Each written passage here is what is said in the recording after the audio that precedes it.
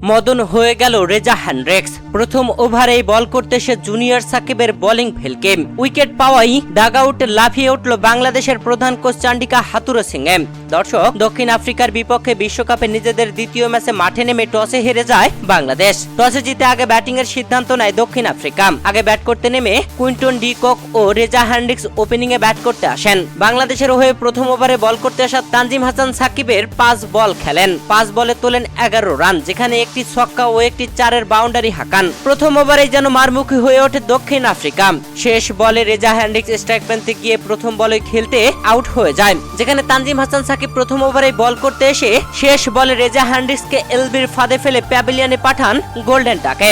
এরপরে আরো একটি উইকেট তুলে নেন তানজিম হাসান সাকিব, যেখানে নিজের করা দ্বিতীয় ওভার দলীয় তৃতীয় ওভারের তৃতীয় বল করতে এসে কুইন্টন ডি কোককে একদম বোল্ট আউট করে দেন। ভয়ঙ্কর হয়ে ওঠা কুইন্টন ডি কোককে আউট করে প্রতিশোধ নেন তানজিম হাসান সাকিব। তানজিম হাসান সাকিবের এমন পরপর দুটি উইকেট নেওয়া দেখে ডাগআউটে লাফিয়ে ওঠেন বাংলাদেশের প্রধান কোচ চান্ডিকা হাথুরু সিং।